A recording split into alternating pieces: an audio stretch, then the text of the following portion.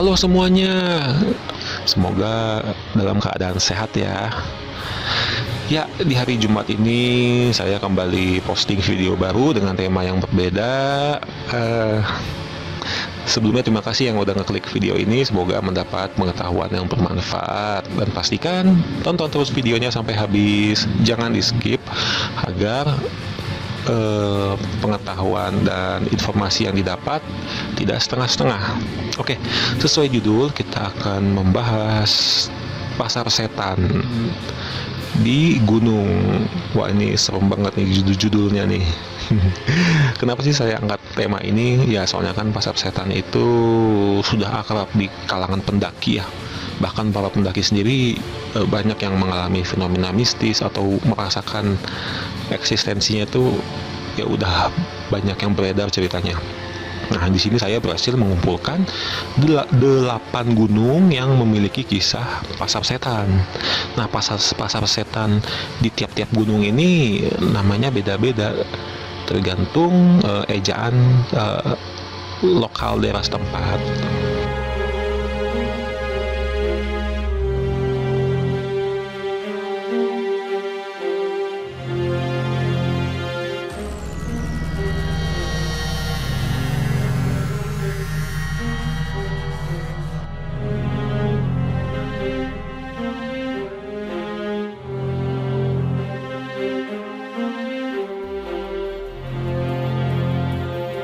Oke, yang pertama ada Gunung Bawakaraeng di Sulawesi Selatan. Kedua, Gunung Merapi, Jawa Tengah. Tiga, Gunung Sumbing, Jawa Tengah. Empat, Gunung Merbabu, Jawa Tengah. 5. Gunung Salak, Jawa Barat. 6. Gunung Lawu, perbatasan Jawa Tengah dan Jawa Timur. 7. Gunung Arjuno, Jawa Timur. Dan terakhir ke-8, Gunung Argopuro, Jawa Timur. Nah, kalau kalian searching nama tiap-tiap gunung yang saya sebutin tadi satu-satu, lalu kalian tambahin gunung ini spasi pasar setan, nah pasti kalian akan menemukan kisah-kisah para pendaki dan atau legenda-legenda pasar setan yang berhubungan dengan gunung tersebut. Oke, jadi tiap-tiap pendaki ataupun orang yang pernah berkunjung ke sana pernah punya pengalaman mistis merasakan eksistensi pasar setan di gunung tersebut.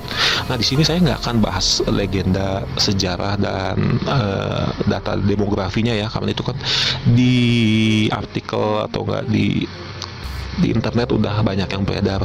Saya akan bahas persamaannya. Jadi gini nih, menurut testimoni orang-orang yang pernah merasakan pengalaman mistis di gunung tersebut, ketika mereka berinteraksi di area sekitar pasar setan tersebut, yang mereka rasakan adalah yaitu para pendaki atau orang yang berkunjung di tempat itu mendengar ada suara keramaian di sekitar, tapi ketika didatangi suaranya menghilang.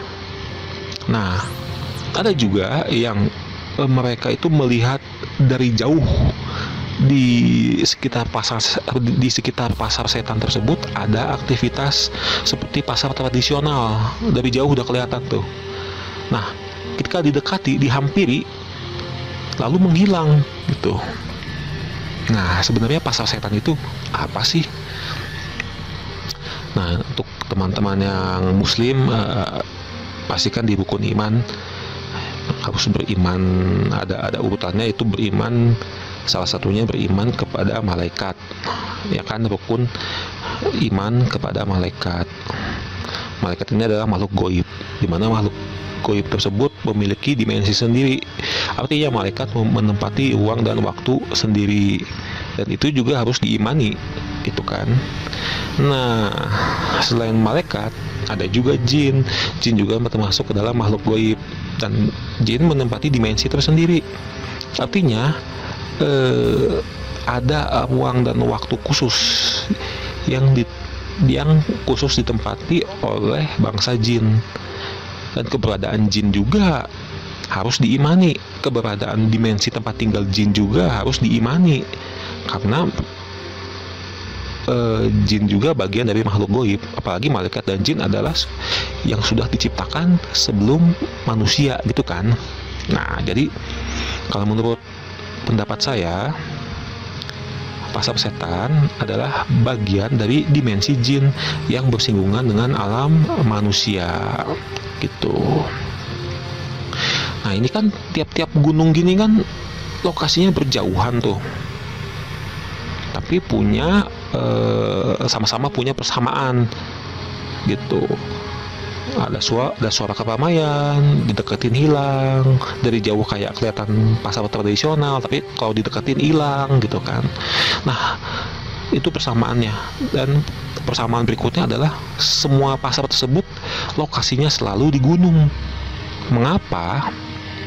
Oke, kita balik lagi ke jin. Jin terbuat dari api. Pasar setan dihuni jin. Lokasi pasar setan ada di gunung.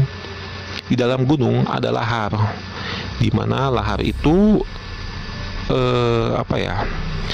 memancarkan energi panas, di mana di situ ada unsur api juga gitu.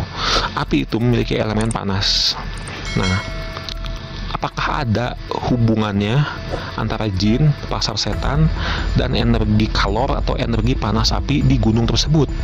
Nah, pertanyaan berikutnya, mampukah jin memanfaatkan kalor atau energi panas di gunung? Karena jin sama-sama tercipta dari unsur api. Nah, maksudnya begini, logikanya kan manusia terbuat dari tanah, sehingga manusia mampu memanfaatkan hasil tanah. Contohnya nanam biji-bijian, tumbuhnya di sayur dan buah, sehingga manusia memakan hasil tanah, diolah tubuhnya menjadi energi untuk bertahan hidup. Nah, bagaimana dengan jin? Jin kan terbuat dari api. Nah, apakah jin mampu memanfaatkan hasil dari aktivitas api tersebut? Nah, begitu loh. Itu sih baru pendapat saya. Selebihnya saya kembalikan kepada pendengar ya.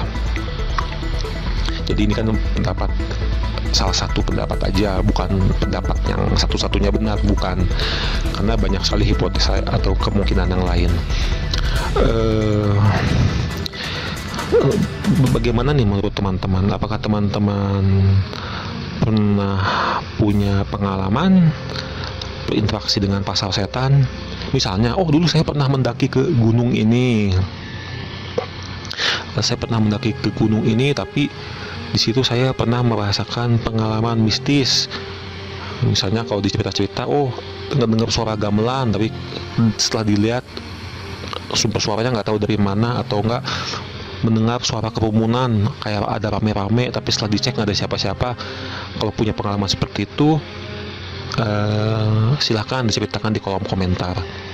Atau kalau misalnya punya pendapat sendiri tentang keberadaan pasar setan, isinya apakah jin atau bukan, kalau punya pendapat sendiri silahkan diceritakan di kolom komentar begitu.